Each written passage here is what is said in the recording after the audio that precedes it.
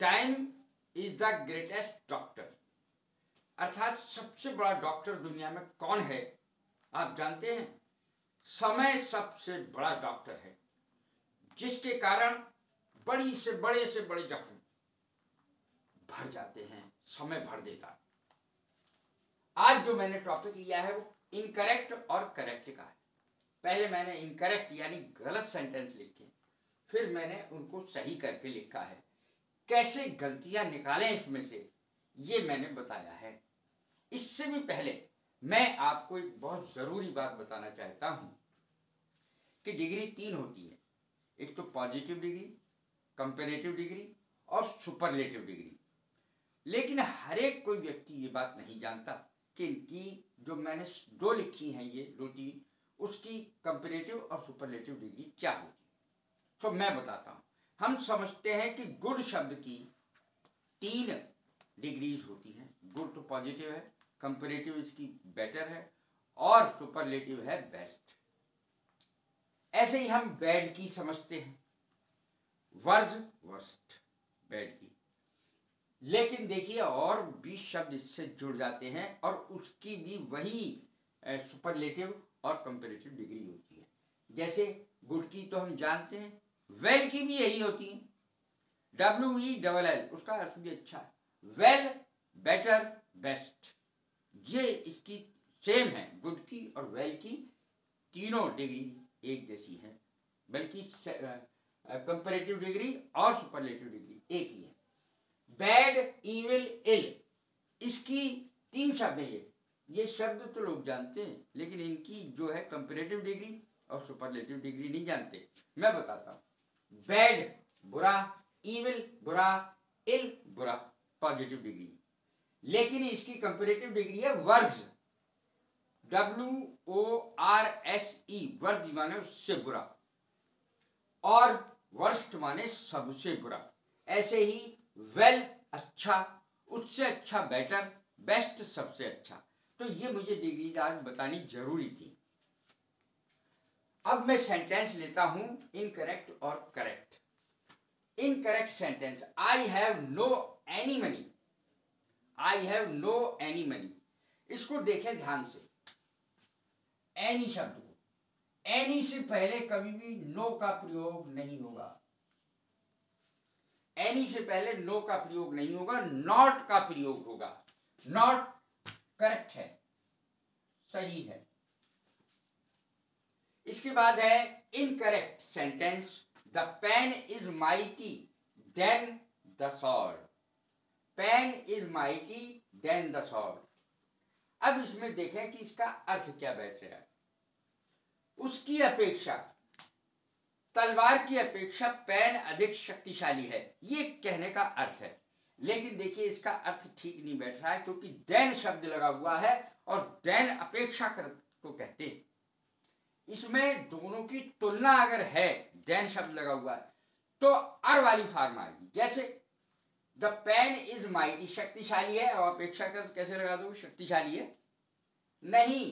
The pen is mightier, अधिक शक्तिशाली है, माइटियर देन द सॉर्ड, तलवार से अधिक शक्तिशाली पेन है जो मेरे हाथ में।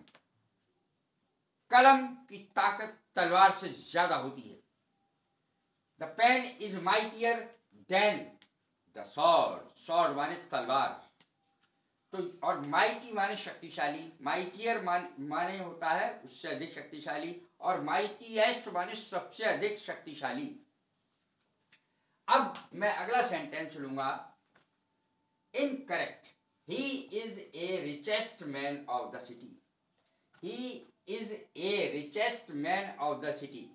यहां पर ए शब्द नहीं आएगा, क्योंकि सुपरलेटिव डिग्री से पहले द आता है।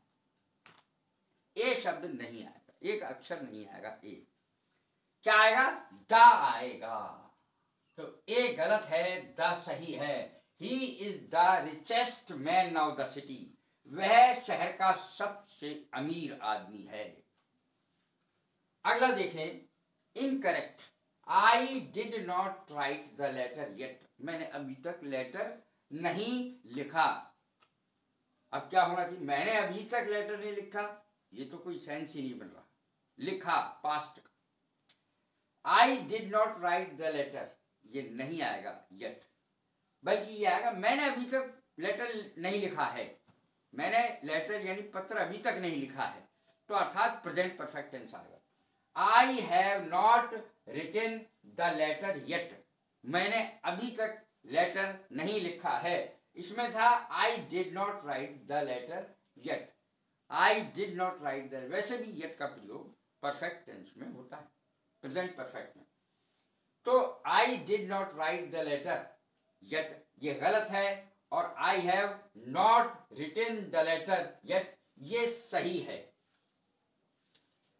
इनकरेक्ट अगला सेंटेंस है she is cleverest of the two girls. अब देखें इसका अर्थ क्या बैठता है। She is cleverest of the two girls, दो लड़कियों में वो सबसे ज्यादा चालाक है, दो लड़कियों सबसे ज्यादा चालाक। कभी भी सुपरलेटिव डिग्री का प्रयोग दो या दो से कम के लिए नहीं हो सकता।